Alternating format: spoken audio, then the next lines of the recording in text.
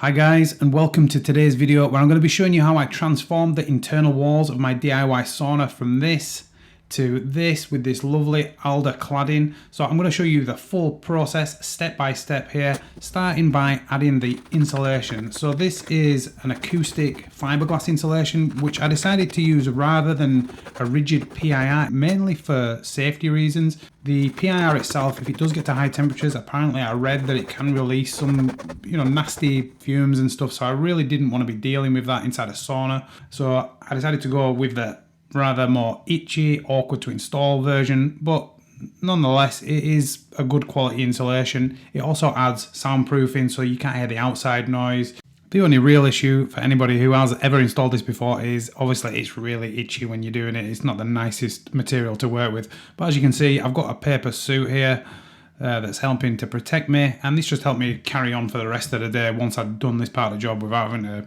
change all my clothes and go for a shower and all that kind of stuff. So as you can see, pretty straightforward, just fill in all the gaps, and once that's done you can see how this looks.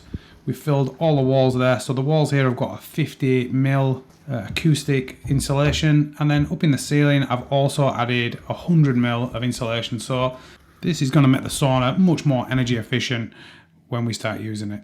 Right, the next job is to put the vapour barrier on. As you can see, I've got Stanley out giving me a hand, and the vapour barrier that we're using here is a proper sauna vapour barrier. So it's an aluminium foil and it's designed specifically for this reason.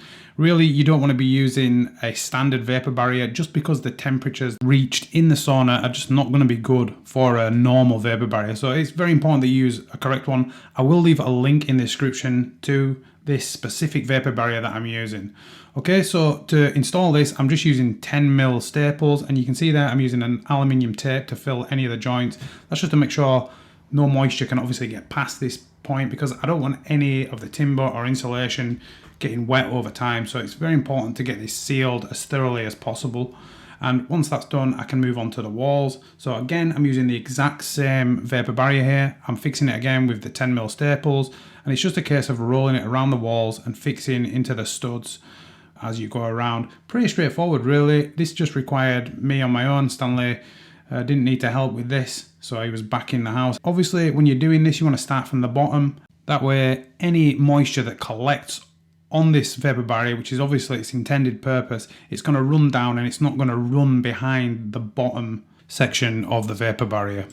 And as you can see now, once this is done, we have effectively sealed the entire room. So all the joints are taped up. You can actually see a little gap there where the walls meet in the ceiling where I haven't quite taped it up yet, but I will be doing that before I move on to the next step. But essentially this is fully sealed now, and we can move on to the next step, which is adding the battens ready to install the cladding. And at this point, I actually want to mention the company that I bought the cladding from, a company called Aqualine. So these guys have been absolutely amazing throughout this process. And in fact, the wall battens that I'm adding now, these guys basically told me exactly how to do this process to ensure that we have the air circulation behind the cladding. Obviously, you're going to see that cladding in a minute. But yeah, just a great company. I'll leave a link to them in the description. Extremely helpful. Anything that you need for building a sauna, these guys basically provide it, from the stoves themselves all the way to the cladding and accessories, all sorts of stuff. So link for that in the description. But as you can see, what I'm doing here is I'm adding the vertical battens all the way around, and then following that I'm going to be adding horizontal battens, which is one at the bottom, one at the top, and then 3 in the center, and that's going to give us a nice fixing for the cladding itself, and it's going to give us that lovely airflow up behind the cladding. So any moisture that goes up behind there, it can easily breathe and run down the walls, run down that vapor barrier, and it's going to stop any of the wood rotting over time.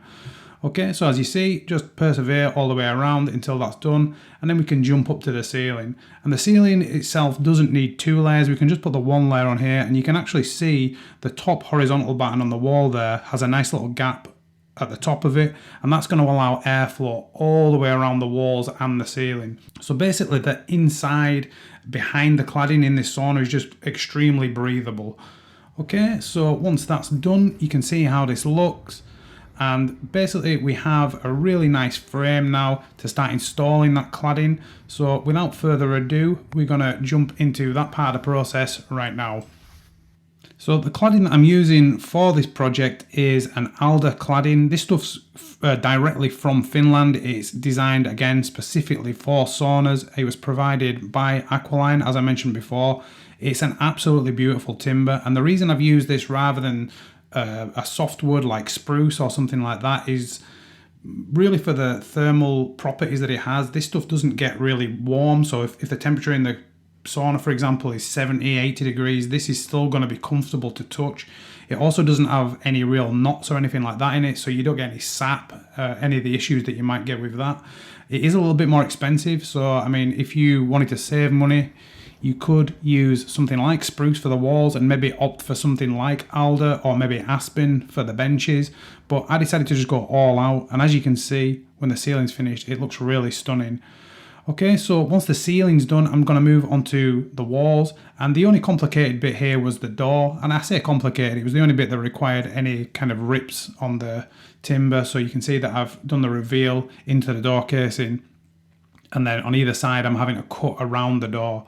So I've cut a little notch on that left hand side, then I'm adding all the top pieces in.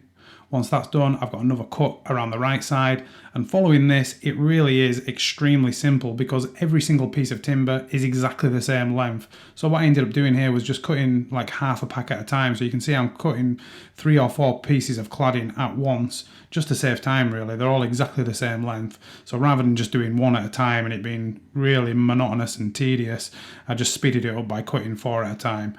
And that helped me just, you know, get through the job a little bit faster. But once that's done, it's just a case of nailing it in place, nailing directly to the battens on the wall, the horizontal battens. And yeah, it really is extremely simple. I got very lucky as well. As I was working into the corners, I didn't actually need to do any cuts at this point.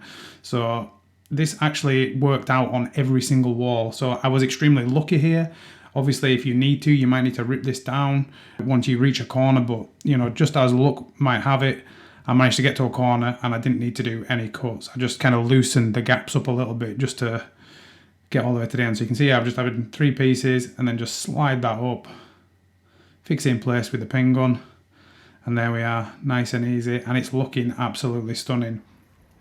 So once it's done, you can see how the entire room looks. I'm just going to take you in. You'll notice a little bit of an orange glow here. That's just because I've got a little lamp down in the corner while I was doing something else. You can see the natural colour of the wood here, and when I do turn around and sort of lower the camera a bit, you can see that kind of, it goes a little bit orange. That's just the light doing that. But again, if you look up here, you can see the natural colour, and it really does look stunning. And you can see the door as well, which is made in the same wood. So listen guys, I'm really happy with this. Let me know what you think in the comments down below. If you're not subscribed, hit the subscribe button so you can see the rest of this build, and I will see you in the next video.